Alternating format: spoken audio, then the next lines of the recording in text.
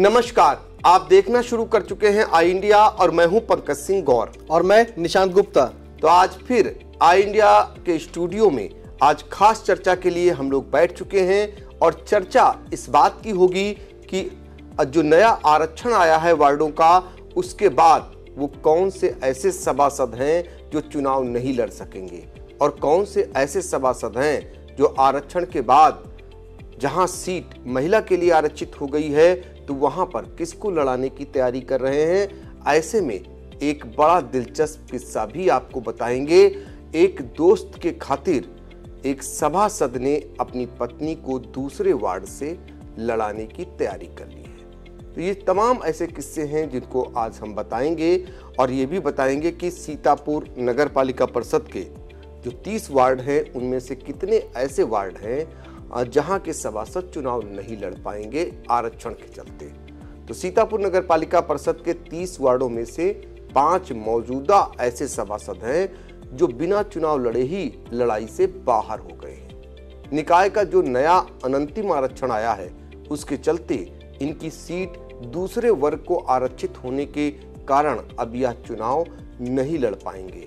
हालांकि कुछ ऐसे भी सभासद हैं जो आरक्षण के चलते अपने वार्ड से चुनाव लड़ने से वंचित जरूर हो गए हैं, लेकिन वह दूसरे वार्ड में नई जमीन तैयार करने के लिए जुट गए हैं। बिल्कुल सही। तो आज इस पर चर्चा करेंगे और अपने सहयोगी जो हैं निशांत गुप्ता वो बताएंगे आपको, क्योंकि बहुत ही अहम जानकारियां आई इंडिया ने जुटाई हैं और वो जानकारियां जो लोगों तक नहीं हैं लेकिन आई इंडिया के पास आ चुकी हैं। तो इसके लिए निशांत गुप्ता जो जमीनी स्तर से जानकारी लेकर आए हैं वो अपने दर्शकों को बताएंगे। तो निशांत, जरा बताइए आरक्षण का जो साइड इफेक्ट है वो क्या है?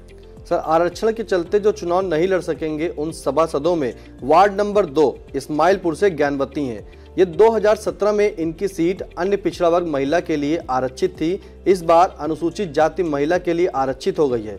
इसी तरह वार्ड नंबर 5 हुसैनगंज से सभासद अजेंद्र कुमार सोनकर की सीट अब पिछड़ा वर्ग के लिए आरक्षित हो गई है, जिस वजह से यह चुनाव नहीं लड़ सकेंगे। वहीं 2017 में उनका वार्ड अनुसूचित जाति के लिए आरक्षित था।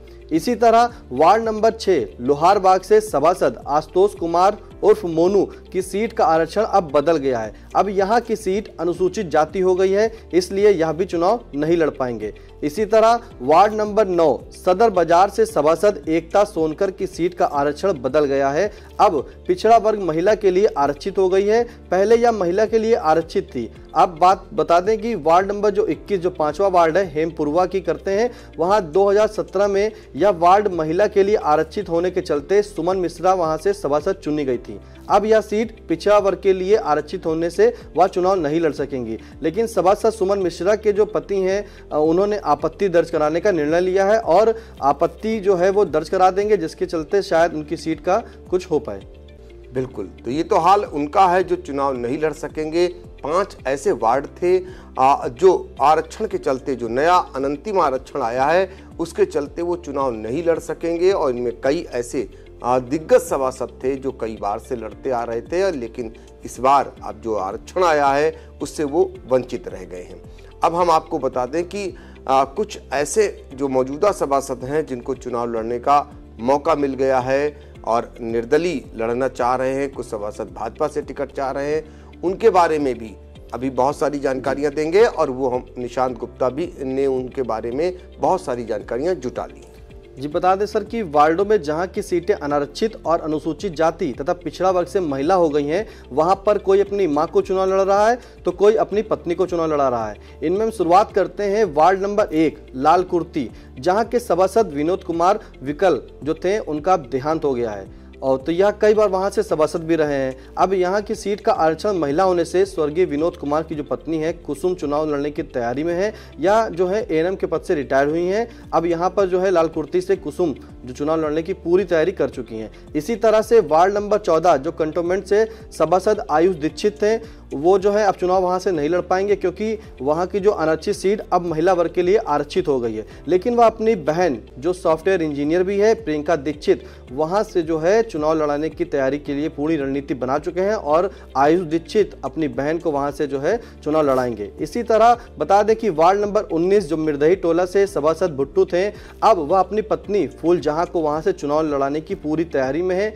और जो वार्ड नंबर 20 सिविल लाइन से सभासद अश्विनी शुक्ला हैं, आपको बता दें कि ये सिविल लाइन जो है वार्ड नंबर 20 अश्विनी शुक्ला सभासद जो है वो कसमंडा के, उनकी माता जो शशि देवी हैं वो कसमंडा की पूर्व उप प्रमुख भी रही हैं। अब वो महिला सीट होने के चलते अपनी माता को जो है वहां से चुनाव लड़ाएंगे। इसी तरह वार्ड नंबर 27 चौधरी टोला से जो सभासद मोहम्मद सलीम उर्फ अड्डू भी चुनाव नहीं लड़ सकेंगे, क्योंकि 2017 में अन्य पिछड़ा वर्ग के लिए सीट आरक्षित थी। इस बार महिला के लिए आरक्षित होने से सलीम अपनी पत्नी को सायरा बानो को चुनाव लड़ाने की पूरी तैयारी में है। और बता दें कि सायरा बानो जो है पूर्व में भी सभासद रह चुकी हैं।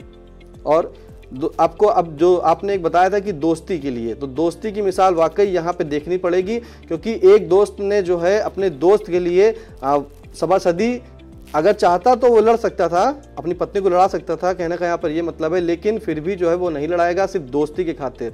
तो इस बार होने वाले जो नगर निकाय चुनाव में जो है एक सभासद अब पति ने अपने दोस्ती के खातिर अपना वार्ड छोड़कर अपनी पत्नी को दूसरे वार्ड से लड़ाने की तैयारी की है। वहां बता दें कि वार्ड नंबर 28 शेख सराय पूर्वी की मौजूदा सभासद रूही मसूद हैं। इनकी सीट 2017 में अन्य पिछड़ा वर्ग महिला के लिए आरक्षित थी। ये इस बार जो है वहां सीट अनारक्षित हो गई है। ऐसी स्थिति में भी यह चुनाव लड़ सकती थी, लेकिन रूही मसूद के जो पति मसूद आलम है, इन्होंने अपने दोस्त राम शरण को अपने वार्ड शेख सराय पूर्वी से चुनाव लड़ाने के लिए अपनी पत्नी रूही को दूसरे वार्ड यानी कि 29 वार्ड नंबर 29 शेख सराय पश्चिमी से चुनाव लड़ाने की तैयारी का पूरा फैसला लिया है। तो निकाय चुनाव की जो ग्राउंड जीरो से रिपोर्ट है और ऑथेंटिक जो रिपोर्ट है वो आई इंडिया लगातार आपको दिखा रहा है। अध्यक्ष पद का चुनाव हो या फिर सभासदों का चुनाव हो, कोई भी खबर आई इंडिया से छूटती नहीं है और आई इंडिया बहुत ही तथ्य जुटाता है, उसके बाद आप तक पहुंचाने का काम करता है। तो निकाय चुनाव से जुड़ी हुई हर एक खबर को देखने के लिए आई इंडिया देखना न भूलें और हाँ, हमें कमेंट के जरिए जरूर बताएं कि कैसा लगा ये वीडियो और आप क्या जानकारी हमसे चाहते हैं। अपने सुझाव भी दीजिए ताकि हम और भी जानकारियां आप तक पहुंचाने का काम करें। धन्यवाद। दर्शकों के प्यार से बनी बात, मिला 80,000 सब्सक्राइबर्स का साथ। कम समय में 1.5 करोड़ से भी अधिक दर्शकों ने देखा आई इंडिया।